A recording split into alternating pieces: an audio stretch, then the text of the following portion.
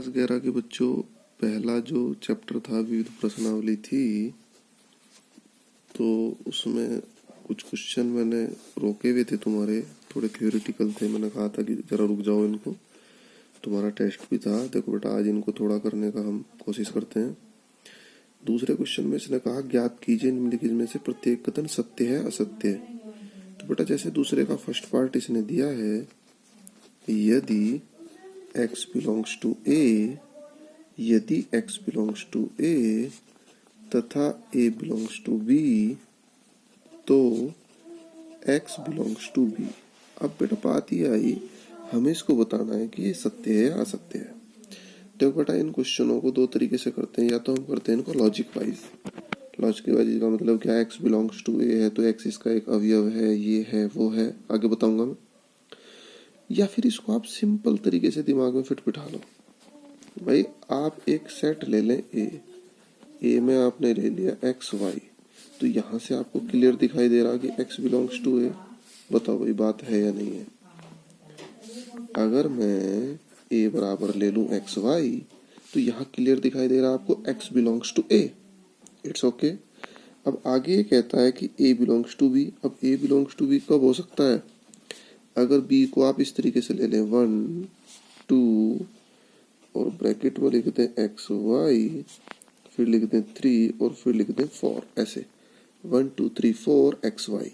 तो बेटा x Y पूरा का पूरा क्या है, इसका एक अवयव। तो एक्स वाई इसका अवयव अगर है तो एक्स वाई कितना था ए, तो इसका मतलब क्या हुआ कि ए बिलोंग्स टू बी। दोनों शर्तें वेरीफाई होगी। बेटा इस एक्सरसाइज को करने से पहले आपकी एक एक बात, एक एक थ्योरी क्लियर होनी चाहिए। क्लियर नहीं है तो एक बार बेटा उसको रिवाइज कर लो, अगर अच्छे से समझना चाह रहे। तो मैंने आपको बताया कि ए एक्स वाई अगर मैं लेता हूं तो तभी तो मैं एक्स बिलोंग्स टू ए कह पाऊंगा। और दूसरा मुझे क्या कहना, ए बिलोंग्स टू बी। तो मैं ए बिलोंग्स टू बी कब कह पाऊंगा, अगर बी के अंदर ये ए दिखाई देगा और ए क्या था आपका एक्स वाई। क्लियर है, इस तरीके से लिखा हुआ होगा। पहले भी ऐसे क्वेश्चन आ चुके जिनमें बिलोंग्स टू सबसेट छांटना था। अब आप देखें यहां से, ये कहता है क्या x बिलोंग्स टू बी है। अब यहां देखो बेटा, ये पूरा का पूरा b है, इट इज b। तो b के अंदर x है ना, भाई x तो यहां से इसके अंदर है। अगर ये 2 कहता, हाँ 2 है 1 है, यानी अगर ये ब्रैकेट ना लगा हुआ तो तब होता। तो इसका मतलब क्या हुआ कि x does not belongs to B, x b के अंदर नहीं है, जबकि किताब वाला कह रहा b के अंदर है। तो ये क्या बात होगी बेटा आपकी, असत्य। तो ऐसे आप इनमें थोड़ा सा दिमाग लगा लगा के तब इनको छाटे। तो बेटा दूसरे के 3-4 पार्ट हैं, इनको आप ट्राई करेंगे। अब मैं क्वेश्चन नंबर 3 की तरफ को बढ़ता हूँ। तो भाई 3 में इसने जो दिया है, मान लीजिए ए बी सी ऐसे समुच्चय हैं। तीसरे में इसने दिया है ए यूनियन बी बराबर ए यूनियन सी, तथा दूसरी बात इसने दी है ए इंटरसेक्शन बी बराबर ए इंटरसेक्शन सी। क्लियर। तो दर्शाइए कि बी बराबर सी। तो हमें सिद्ध जो करना है, क्या सिद्ध करना है हमें, कि बी बराबर सी। बेटा इसके भी वही दो तरीके हैं हमारे पास, कि एक तो इसमें ऐसे 1 2 3 मान के कर ले, या फिर लॉजिक वाइज कर ले। तो इसको मैं थोड़ा लॉजिक वाइज दिखा दूं तुम्हें करके। तो बेटा लॉजिक वाइज हमने क्या लिखा है, सी, इसको आपने समीकरण 1 ले लिया, और इस समीकरण 1 में आपने क्या करा, इंटरसेक्शन सी लिया राइट साइड। जैसे ये लिखा आपने ए यूनियन बी और intersection C, A union C और इंटरसेक्शन सी। क्यों लिया, क्योंकि बेटा यहाँ देखो आप लास्ट में सी है, तो सी के साथ जब इंटरसेक्शन सी हम लेंगे तो ये खत्म हो जाएगा। अब इसमें थोड़ा सा आप लॉजिक लगाएं। बेटा आपने क्या पढ़ा था, एक नियम पढ़ा था आपने, वितरण नियम। यूनियन इंटरसेक्शन जब पढ़ाया तो बेटा उस चैप्टर को आप खोलो, उस एक्सरसाइज को खोलो आप, वहां तुमने पढ़ा था डिस्ट्रीब्यूटिव लॉ, वितरण नियम, शायद 10वीं में पढ़ाओ। तो वितरण नियम कहता था कि बेटा अगर ये आपका ये प्लस है और ये गुणा है, तो बाहर से इसकी गुणा होगी। तो गुणा का मतलब क्या हुआ कि ए इंटरसेक्शन सी, अब ये प्लस था फिर प्लस आया, प्लस का मतलब यूनियन, और फिर आया आपके पास ए इंटरसेक्शन सी। भाई ए का इंटरसेक्शन सी के साथ हुआ और फिर हुआ बी का इंटरसेक्शन सी के साथ। देखो आप लोग ध्यान से, ए इंटरसेक्शन सी, ए इंटरसेक्शन, भाई ए का इंटरसेक्शन, ये जो इंटरसेक्शन है ए के साथ हुआ पहले, ए इंटरसेक्शन सी, फिर यूनियन था तो यूनियन है, बी इंटरसेक्शन सी। तो जैसे आप लिख नहीं देते एक्स गुणा अंदर ए प्लस बी, तो एक्स ए प्लस एक्स बी, हालांकि वितरण नियम मैंने बताया था आपको। ऐसे ही यहाँ देखो आप, ए यूनियन सी इंटरसेक्शन सी।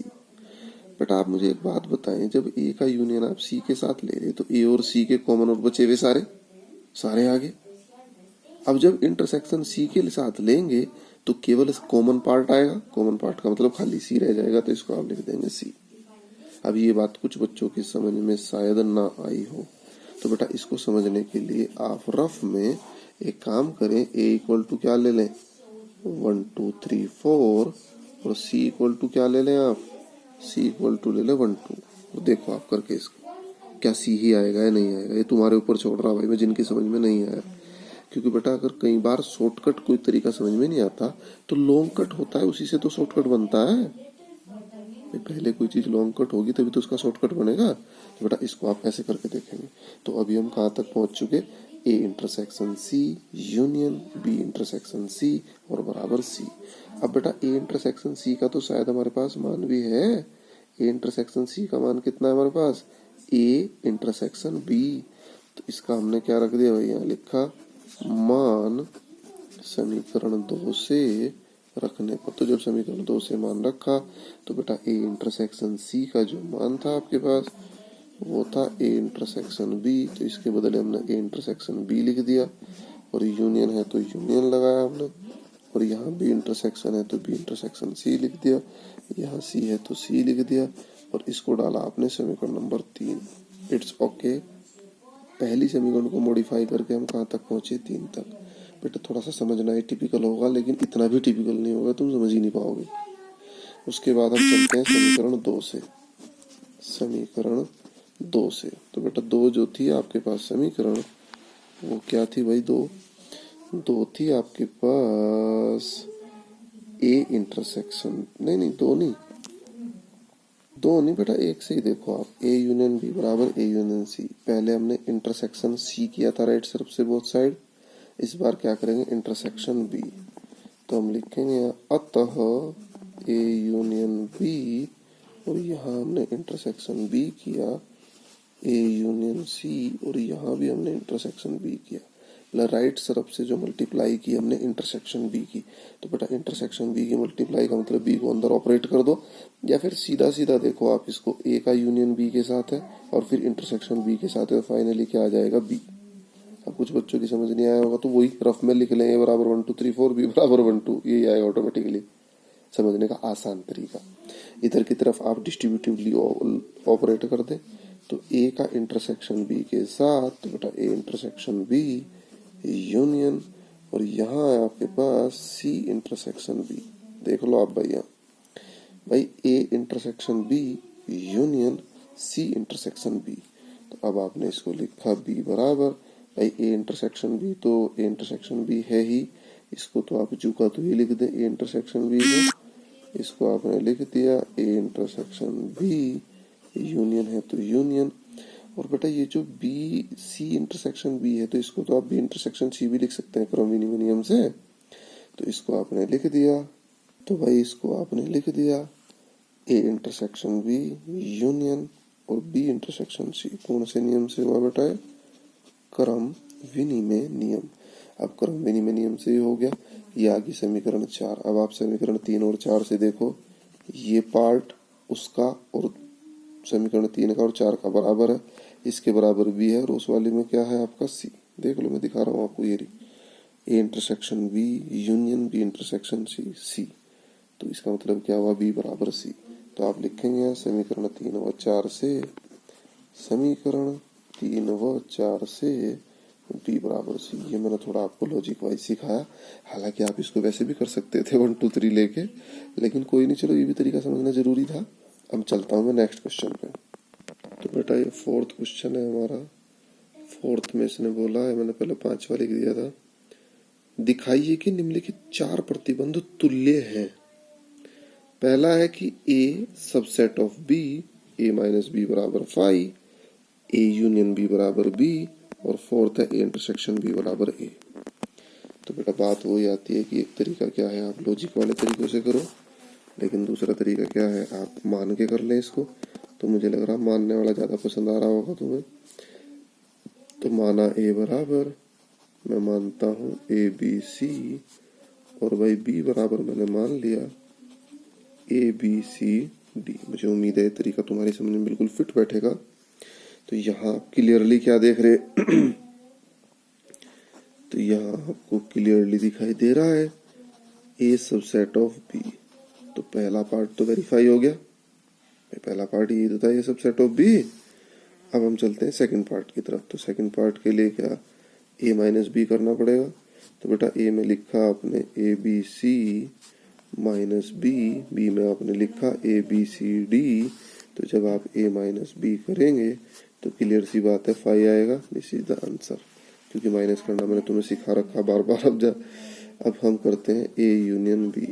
तो बेटा ए यूनियन बी में ए लिखेंगे, यूनियन बी लिखेंगे, कॉमन और बचे हुए सारे। तो कॉमन और बचे हुए सारे में क्या आ जाएगा आपके पास, ए बी सी डी, और जो कि क्या है आपके पास बी। तो यानी ए यूनियन बी बराबर कितना आ गया आपके पास बी। थर्ड पार्ट भी वेरीफाई हो गया। अब ए इंटरसेक्शन बी, तो ए इंटरसेक्शन बी में केवल कॉमन, कॉमन का मतलब ए बी सी, यानी ए आ गया आपके पास, ये भी वेरीफाई। तो चारों पार्ट वेरीफाई हो गए और मुझे उम्मीद है कम समझ में भी आ ही गए होंगे। उसके बाद हम चलते हैं पांचवें क्वेश्चन पे। तो देखो बेटा पांचवें क्वेश्चन में क्या कहा, दिखाइए कि, क्या दिखाना भाई हमें, कि ए सबसेट ऑफ बी तो C minus B subset of C minus A. देखो भाई क्या कहा पांचवें पार्ट में, दिखाइए कि यदि ए सबसेट बी, कि अगर ए सबसेट है बी का, तो हमें दिखाना है C minus B subset of C minus A. तो बेटा सबसे पहले हम विचार करते हैं सी माइनस बी पर। आप मुझे एक बात बताओ, यदि मैं एक तत्व ले लूं, तत्व का मतलब मैंने एक्स लिया और वो बिलोंग्स लिखा मैंने सी में है। अगर एक्स एक तत्व है जो सी में है, सी क्या है, एक सेट है। अगर मैं x belongs to C minus B लेता हूँ कि x जो है वो सी माइनस बी में है, तो क्या x सी और बी दोनों में उपलब्ध होना जरूरी है? सोचो। मैं इस काम को मैं रफ में करके दिखाता हूँ, ठीक है, फिर मैं तुम्हारी समझ में बाद में आएगा। पहले रफ देखो आप। मैंने लिया x belongs to C minus B, तो c एक सेट है जिसके अंदर x y आया, और b एक सेट है जिसके अंदर 1 2 आया। Clear? It is c x y, it is b 1 2। तो बेटा मैंने c माइनस बी किया, तो c माइनस बी में कितना आएगा, x y। It's okay, minus सब पे आता है करना। अब बात ये आई कि x जो है वो बिलोंग कर रहा था काहे में, c माइनस बी में। देखो इट इज x, तो ये x कहाँ था, c में तो होना जरूरी है, लेकिन इधर b में होना जरूरी नहीं है। समझ गए होंगे मेरी बात। यानी अगर x c माइनस बी में बिलोंग करता है, अब अपनी फेयर बात पे आ जाए, तो मैंने रफ लिखा था कि अगर x c माइनस बी में बिलोंग करता है, इम्प्लाइज दैट, इसका मतलब क्या हुआ कि x बिलोंग्स टू c परंतु x does not belongs to b। मुझे उम्मीद है यहाँ तक की बात सबकी समझ आई होगी। अगर x c माइनस बी में बिलोंग करता है तो x c में बिलोंग करेगा, परंतु x b में बिलोंग नहीं करेगा। क्लियर है बात? इसको आपने लिखा समीकरण 1। अब आप अगली बात पर चलते हैं। परंतु दिया है, क्या दिया है कि a subset of b, a जो है वो सबसेट किसका है, b का। तो इसका मतलब क्या हुआ कि x जो है ना तो a में है और x जो है ना ही b में है। इसका मतलब यही तो हुआ भाई, x तो हमारा कहाँ था, c में था, और c में होने के साथ साथ क्या था, b में नहीं था। समझो बात को। भाई ऊपर वाली समीकरण 1 पे चलो आप। समीकरण 1 क्या कहती थी कि x जो है c में है, b में नहीं है। अरे जब x b में नहीं है तो a क्या है, b का सबसेट, तो इसका मतलब a में भी नहीं होगा। भाई जो चीज b में नहीं है ये तो सबसेट है, तो उससे छोटा है, इसमें तो होने का मतलब ही नहीं। तो इसका मतलब क्या हुआ कि x a में नहीं है और बी में भी नहीं है। इस पे आपने डाला समीकरण नंबर सेकंड। क्लियर? थोड़ा सा बेटा लॉजिक लगा के सोचो, दिमाग पे जोर दे के सोचो, सारी थ्योरी एक बार पढ़ो कि एक्स अगर ए में बिलोंग नहीं कर रहा है और बी में भी बिलोंग नहीं कर रहा है। क्लियर होगी बात यहाँ तक?